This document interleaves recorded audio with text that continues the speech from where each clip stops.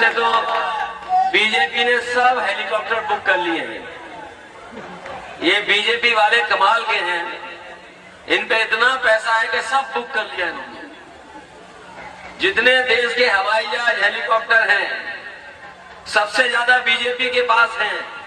मैं अपने अजय गौड़ पन्ना के लोगों को कहना चाहता हूं, अगर हेलीकॉप्टर खराब हुआ है, हमारा रथ भी खराब हो जाता, हमें अगर साइकिल से भी जाना पड़ता तो मैं साइकिल से आपके बीच में आता। और समाजवादी लोग संघर्ष और साइकिल में कभी नहीं घबराते। यहाँ बहुत सारे नेता, वैसे लोग नेता हमारे मंच में बैठे हैं जिन्होंने 100-100 किलोमीटर साइकिल चला करके समाजवादी पार्टी को बुलंद किया है। यही मंच में बैठे हमारे विधायक प्रधान जी कहाँ हैं? ये मामूली जिला पंचायत सदस्य थे। ये जब ये विधायक नहीं थे तो नंगे पैर रहते थे। इन्होंने संकल्प लिया कि हम जूते और चप्पल तभी पहनेंगे जब जीत जाएंगे। जो संकल्प इन्होंने लिया था उसको किसी ने पूरा किया है, तो समाजवादी लोगों ने इन्हें विधायक बना करके विधानसभा में पहुंचा दिया। एक नौजवान साथी जो केवल जिला पंचायत सदस्य था और 1 लाख वोट पाए, 1,05,000 वोट पाए। और न जाने कितने ताकतवर मंत्री थे, लेकिन नंगे पैर चलने वाले ने उस मंत्री को हरा करके 1,05,000 वोट पाने का काम किया। ये बीजेपी के लोग जो बड़ी बड़ी बातें करते हैं, बहुत बड़ी बड़ी बातें। मैं इनके प्रधानमंत्री जी का भाषण सुन रहा था, इस कोने से उस कोने तक न जाने कौन सी बातें कह रहे हैं। मुझे वो दिन याद है जब उत्तर प्रदेश में आप लोगों ने भी टीवी और अखबारों में पढ़ा होगा, देखा होगा सोशल मीडिया पर, क्या प्रधानमंत्री एयरफोर्स के हवाई जहाज में बैठ करके सड़क पर उतरने का काम किया था। लेकिन किसी भी अखबार वाले, चैनल वाले ने यह नहीं बताया था कि वो सड़क किसी ने बनाई थी, तो वो सड़क समाजवादियों ने बनाई थी। और ऐसी सड़क बनाई थी कि एयरफोर्स का सबसे भारी वाहन, सबसे बड़ा हवाई जहाज सड़क पर उतरा था और उसमें प्रधानमंत्री आए थे। मैं आपसे पूछना चाहता हूं मध्य प्रदेश के लोगों से, मध्य प्रदेश में अगर एक भी ऐसी सड़क बनी हो जहां हवाई जहाज उतर जाता हो तो बता दो। पिछले लगभग 20 साल से सरकार में है, बताओ कहीं एक भी सड़क बनाई हो भाजपा ने जहां पर हवाई जहाज उतर जाता हो? अगर किसी ने देश में सबसे पहले ऐसी सड़क बनाई जिसमें एयरफोर्स का हवाई जहाज उतर जाए तो वो समाजवादी पार्टी ने। और जब सड़क बन करके तैयार हुई थी तो उस सड़क का उद्घाटन करने का काम नेताजी ने किया था, समाजवादी पार्टी के नेताजी ने। समाजवादियों की सरकार थी तो पढ़ाई से लेकर के लैपटॉप देने का काम समाजवादी लोग कर रहे थे। हमारे यहाँ बहुत सारे लोग मौजूद होंगे, पुराने लोग जानते होंगे, अगर कोई जवान शहीद हो जाता था सीमा पर तो उसके केवल मेडल, कपड़े पहुंच जाते थे घर परिवार के पास। उन्हें अपने बेटे के, भाई का, पत्नी को, अपने पति के अंतिम दर्शन करने को नहीं मिलते थे।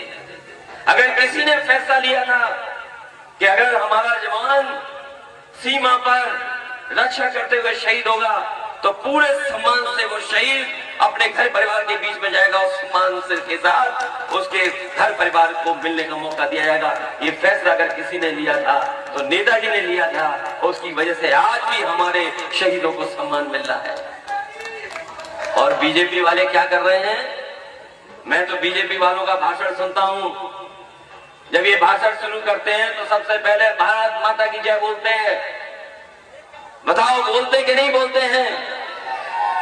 लेकिन इन्हीं भारत माता के जय बोलने वालों ने अग्निवीर जो व्यवस्था लागू की है, हमारे नौजवान, ये ऐसी नौकरी है, अगर आप सीमा पर सुरक्षा में रक्षा करते हुए शहीद हो गए तो आपको सम्मान नहीं मिलेगा।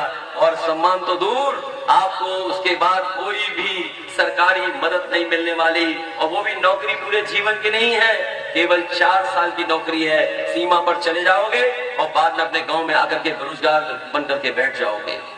बताओ, ये व्यवस्था दी है लोगों। अभी मैं प्रत्याशी की बातें सुन रहा था, कह रहे थे कि हमारे साथी तो हमारे साथ हैं, लेकिन दूसरे साथियों की अभी मदद हमें नहीं मिल पा रही है। ये हमारे प्रत्याशी कह रहे थे कि हमें बहुत सहयोग और समर्थन मिल रहा है, लेकिन अभी कुछ लोगों का हमें समर्थन नहीं मिल पा रहा है। लेकिन हमें भरोसा है कि इस लड़ाई को कामयाब बनाने के लिए समाजवादी सोच के लोग और नेताजी को मानने वाले लोग एक होकर के समाजवादी पार्टी की मदद करेंगे। आप घबरा तो नहीं जाओगे? अरे हम लोग बुलडोजर से नहीं घबरा रहे। वो यूपी वाले जो बुलडोजर लिए घूमते हैं, हम उन लोगों से नहीं घबरा रहे। तो आप लोग तो नहीं घबरा जाओगे?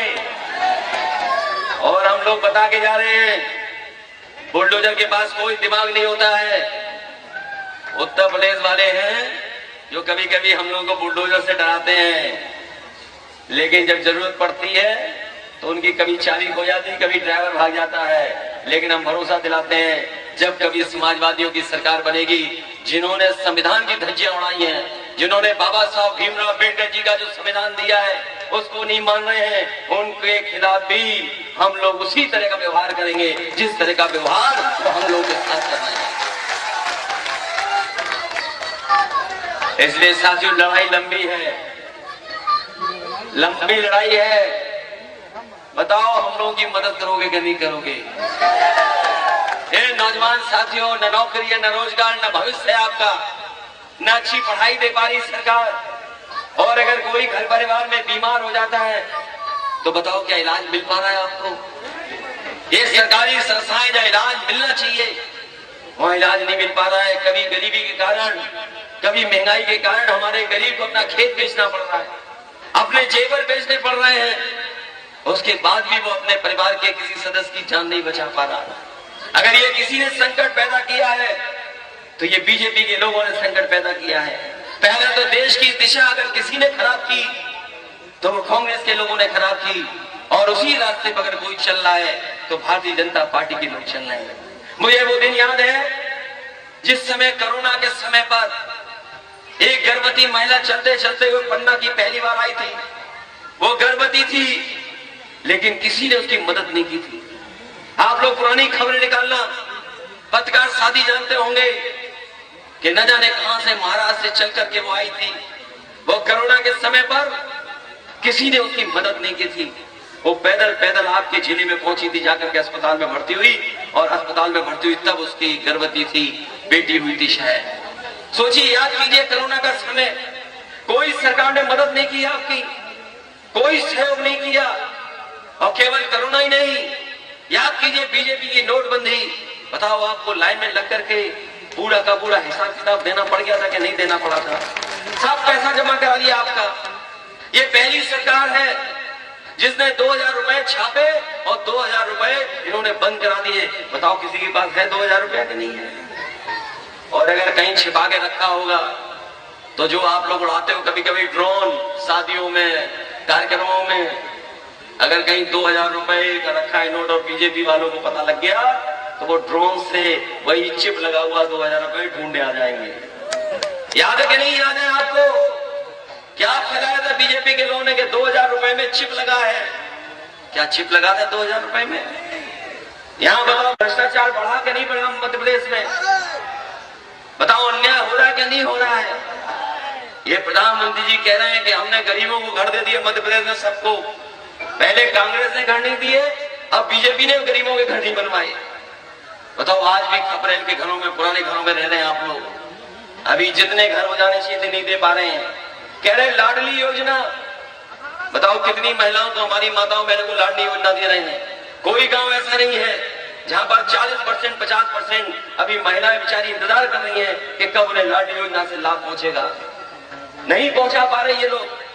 ये केवल झूठ बोझ करके सत्ता में रहना चाहते हैं। हम समाजवादी लोग आपसे मदद मांगने आए, सहयोग मांगने आए कि हम लोगों की मदद करिए। हम लोग बाबा साहब भीमराव अम्बेडकर जी के संविधान को बचाना चाहते हैं, इस लोकतंत्र को बचाना चाहते हैं। डॉक्टर लोहिया ने जो सपने दिखाए थे, उन सपनों को पूरा करना चाहते हैं। जो नेताजी ने हम लोगों को संघर्ष का रास्ता दिखाया, उस संघर्ष के रास्ते पे चल करके अपने लोगों का मान और सम्मान बढ़ाना चाहते हैं। ये न केवल वोट का चुनाव है, बल्कि याद रखना, ये चुनाव आपके मान सम्मान का भी है, आपके हक का भी चुनाव है, आपके भविष्य का भी चुनाव है। इसलिए मदद करना। और ये ना समझना कि हम समाजवादी लोग आपके साथ खड़े नहीं होंगे। मैं आपको भरोसा दिलाता हूं, समाजवादी पार्टी के लोग पहले की तरह नहीं। अब चाहे कैसी परिस्थितियां हो, हम लोगों को एक बार नहीं, 2 बार, कई बार आना पड़े, मध्य प्रदेश में आकर के लोगों को हम मान सम्मान दिलाने का काम करेंगे। कोई कब सोच सकता है? ये घटना मुझे नहीं पता लगी थी, ना जानकारी में थी जब मैं मंच पे आया था। ये बताओ, किसी खेत में कोई जानवर चला जाए, उसे इतना गुस्सा आ जाए कि किसी की सदस्य की जान ले ले। मैं आपको कहता हूं, आपको भरोसा दिलाता हूं, इस परिवार के लिए जो भी कानूनी मदद होगी हम लोग करने का काम करेंगे। चाहे कितना भी पैसा खर्च हो जाए, इनको अच्छा से अच्छा वकील खड़ करके इनकी कानूनी मदद करेंगे। और चुनाव के बाद हमें अगर पार्टी की तरफ से भी मदद करनी पड़े तो हम लोग मदद करने का काम करेंगे। और मुझे याद है, इसलिए नहीं कि हमारे परिवार के सदस्य हैं, इसलिए नहीं ये बात मैं कह रहा हूं। हम समाजवादी लोग कहीं भी अन्याय देखते हैं, अन्याय के खिलाफ खड़े होकर के हम उन पीड़ित लोगों की मदद करने का काम करते हैं। आज भी उत्तर प्रदेश में समाजवादियों की सरकार नहीं है, लेकिन उसके बावजूद भी हम लोग मदद करने का काम करते हैं। मुझे याद है, मुरैना में एक गुर्जर नौजवान, उम्र बहुत कम थी, वो अग्निवीर भर्ती के लिए गया था आगरा में। एक गुर्जर समाज का नौजवान अग्निवीर की भर्ती को देखने आगरा में गया था। आप सोचिए, कभी कल्पना कर सकते हो कि ऐसी घटना भी कर देगी पुलिस? मध्य प्रदेश का नौजवान भर्ती देखने गया आगरा। मध्य प्रदेश में भी बीजेपी की सरकार, यूपी में भी बीजेपी की सरकार, दिल्ली में भी बीजेपी की सरकार, और उस नौजवान को बस से उतार करके उसका एनकाउंटर कर दिया, उसकी जान ले ली। अगर किसी ने उसके परिवार की मदद की थी तो समाजवादी पार्टी ने उस गुर्जर नौजवान को 5 लाख रुपए दे करके उस परिवार की, उस मां की मदद करने का काम किया था। वो यूपी का नहीं था, हमारे बीच का नहीं था, लेकिन क्योंकि उसके साथ अन्याय हुआ था, वो भर्ती के लिए, नौकरी के लिए गया था, उत्तर प्रदेश की पुलिस ने उसकी जान ले ली थी। सोचिए, बीजेपी की सरकार दोनों जगह है, दोनों बीजेपी की सरकार ने मदद नहीं की। अगर मदद करने के लिए किसी ने हाथ आगे बढ़ाए थे तो समाजवादी लोगों ने, वो परिवार मुझसे मिला था, हम लोगों ने उस परिवार की 5 लाख से मदद करने का काम किया। इसलिए साथियों, आप लोग मदद करना समाजवादी पार्टी की। समाजवादी पार्टी गरीबों के दुख दर्द को समझने वाली पार्टी है। बाबा साहब भीमराव अम्बेडकर जी के सपनों को पूरा करने के लिए समाजवादी पार्टी काम कर रही है। डॉक्टर लोहिया को हम लोग उनके सिद्धांतों को जगाने के लिए काम कर रहे हैं। इसलिए मदद करना, तभी मैंने कहा है कि देश की जो ज्यादातर आबादी है वो हमारी पीडीए आबादी है। पीडीए ही हराएगा एनडीए को। और जब से हम पीडीए की बात करने लगे हैं, बहुत से लोगों को पेट में दर्द होने लगा है। जानते हो, पीडीए ही हराएगा एनडीए को। ये जो पीडीए का फार्मूला ऐसा है कि इसके सामने कोई नहीं टिक सकता, और इसलिए नहीं टिक सकता क्योंकि आबादी में ये लोग ज्यादा हैं। अभी जो कांग्रेस बीजेपी के लोग कह रहे हैं कि हम जाति जनगणना कराएंगे, कांग्रेस वाले बताएं हमें, अंग्रेजों के जमाने में भी जाति जनगणना होती थी। 1931 तक जाति जनगणना हुई है। आजादी के बाद सरकार उनकी बनी, आखिरकार किन कारणों से उन्होंने जाति जनगणना रोकी थी और रोक दी जाति जनगणना, जिसके बाद कभी भी जाति जनगणना नहीं हुई। उस लोकसभा में, जिस लोकसभा में जाति जनगणना को लेकर के नेताजी से लेकर के, हमारे शरद यादव जी से लेकर के, लालू प्रसाद यादव जी से लेकर के, और दक्षिण भारत के नेताओं ने जब खड़े होकर के कांग्रेस पार्टी से कहा था कि जाति जनगणना कराओ, उन्होंने आश्वासन दिया कि हम जाति जनगणना कराएंगे, लेकिन जब सेंसस हुआ, जनगणना हुई, तब उन्होंने जाति की जनगणना नहीं की। मैं पूछना चाहता हूँ कि 1931 के बाद से और आज तक जाति जनगणना को रोकने का किसने काम किया था? वो और दल नहीं, कांग्रेस पार्टी थी जिसने रोकने का काम किया। आज वही लोग कह रहे हैं कि हम जाति जनगणना कराना चाहते हैं। कौन भरोसा करेगा इनकी बातों पर? इस तरह बीजेपी भी कह रही है दबी जवान कि अगर परिस्थितियां बनी तो हम भी जाति जनगणना कराएंगे।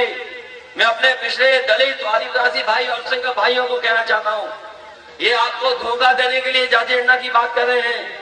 इनका पूर्व का इतिहास उठा करके देख लो, इन्होंने कभी जाति जनगणना के पक्ष में नहीं कहा और न कभी फैसले लिए हैं। हम आपको भरोसा दिलाते हैं, यूपी में जीत करके और जब कभी दिल्ली की सरकार बनेगी, हम उसी को समर्थन कर देंगे जो जाति जनगणना कराएगा, हमारे सामाजिक न्याय के सिद्धांत को आगे बढ़ाएगा। और अगर उसके सिद्धांत को नहीं बढ़ाएगा तो समाजवादी पार्टी के लोग उसके खिलाफ खड़े दिखाई देंगे। इसलिए इन्हीं शब्दों के साथ मैं आप सबका धन्यवाद देता हूँ जो इतनी बड़ी संख्या में लोग आए हैं। हमें भरोसा दिलाओ, आप लोग जिता करके भेजोगे, न केवल लोधी महेंद्र पाल वर्मा जी को आप जिताएंगे। इनके साथ साथ रजनी यादव जो है इनकी भी मदद करना। ये महिला प्रत्याशी है। वैसे तो बीजेपी कहती है एक नया कानून बनाने का काम किया कि नारी वंदन जो आरक्षण दे रहे महिलाओं को, बताओ 230 में तो आरक्षण दिया नहीं। अगर कोई सबसे ज्यादा महिलाओं को आगे बढ़ाने का काम करता है तो वो समाजवादी लोग हैं। इसलिए रजनी यादव की भी मदद करना और हमारे लोधी महेंद्र पाल वर्मा जी हैं, इनको एक एक वोट दे करके आप विधानसभा में पहुंचा देना। ये विधानसभा में जाएंगे तो जाति जनगणना के लिए लड़ेंगे, सामाजिक न्याय के लिए लड़ेंगे, 27% आरक्षण के लिए लड़ेंगे, नौकरी और रोजगार दिलाने के लिए लड़ेंगे और हमारे किसानों के हक और सम्मान के लिए लड़ेंगे।